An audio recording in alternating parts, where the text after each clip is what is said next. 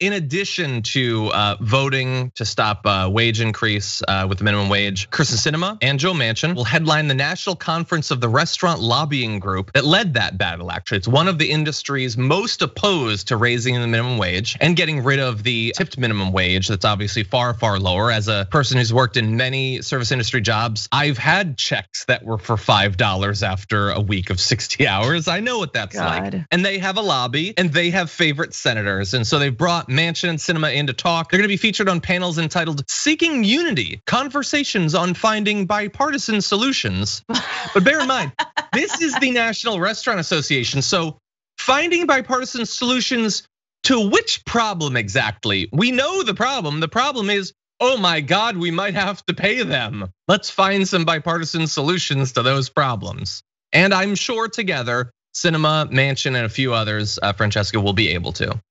Yeah, the bipartisanship is like, let's give an 8% tip. What do you say? Republicans want to leave 5%. Democrats want to do like a 12, settle on 8.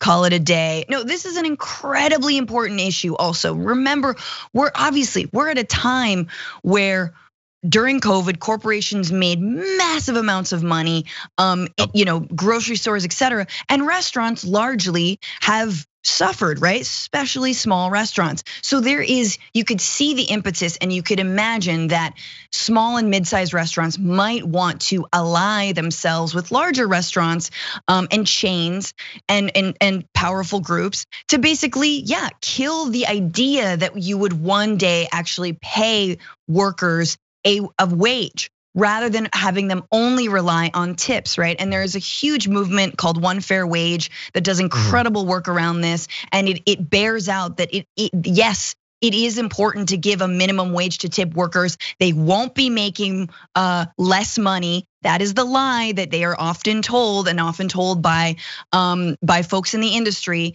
But no, that they deserve that baseline minimum wage. Totally. But yeah, right. And so you have like this moment of after COVID, a lot of these restaurants are gonna be saying, oh, dude, sorry, see, we'd love to, but because COVID, we can't. Don't look at our PPP loans. No, I mean, we might have gotten some, but we still can't afford it. So like this fight is gonna start redoubling. And I think it's really important to start dispelling that disinformation around the idea that restaurants have to be exploitative. They have to do that in order to survive. That is absolutely not true. And if there were better wage standards, if there were more protections for workers, it wouldn't be that way. Yeah, if there perhaps weren't a bunch of senators like Sinema and Manchin who are this is the process we were just talking about in an earlier story.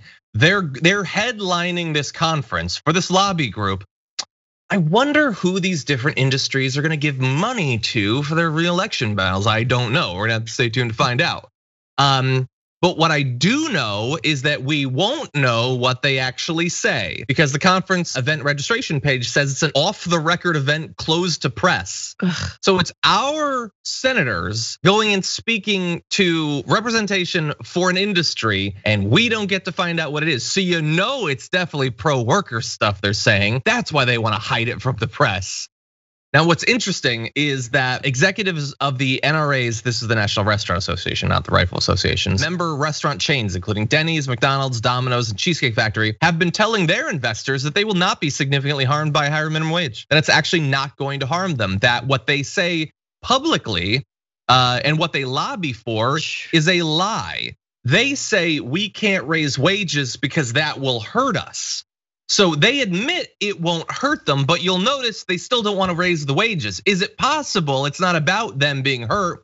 It's that they don't want to pay more. That's it. That doesn't require, that is the end. That's not the means, it's the end, making sure that you make less.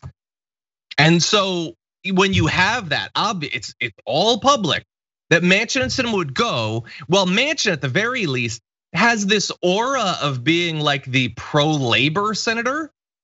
What pro-labor senator is getting invited to give a cozy, probably well-paid speech at this national conference of a lobbying group? I don't know. Today is the day that news broke that Senator Joe Manchin is going to co-sponsor the PRO Act. Look, guys, I'll believe it when I see it. When that passes, I will believe it. But look, you still have to get through the filibuster. And I still don't see that happening.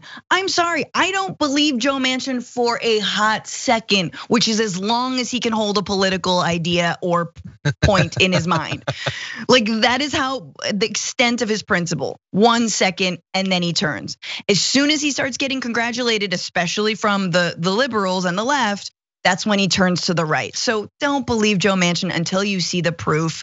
But yes, speaking at a conference that's deliberately trying to tank a grassroots movement, just like the Fight for 15 movement, but with inside the restaurant industry, is a dead giveaway that this person does not care about unionization. This person does not care about workers' rights.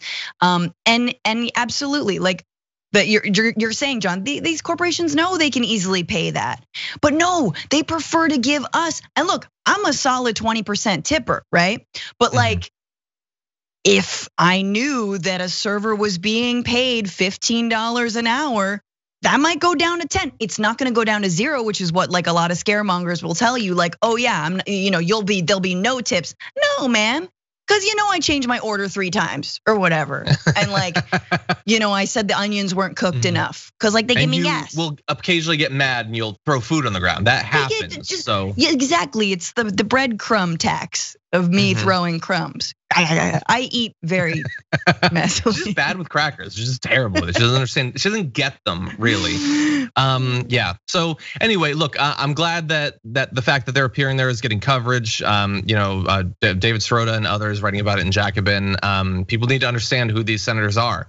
If they're gonna be as powerful as the president individually, let's follow them around the country. Let's listen to what they say, let's see what they do. Yes. And then let's prep for primary challenges accordingly. I don't know about you, but like, there's a couple things I'm looking forward to in my life. Seeing Black Widow in theaters is one, and aiding in whoever primaries Kyrsten Sinema is the other, basically. Those are my 2 things. Maybe some future Pop-Tart flavors, I don't know. I'm open to a third, but those are the 2 reasons I wanna live. Anyway. First of all, you realize that she's gonna go as Black Widow for Halloween and your whole world is going to crumble. No. And I want you to prepare for that, John Iadarola. No, she'll be like, no, because she wants to be kind of in tune, but she'll be a little out of tune. She'll go as Catwoman, like on the year Black Widow comes out. Anyway, but it'll be pink leather.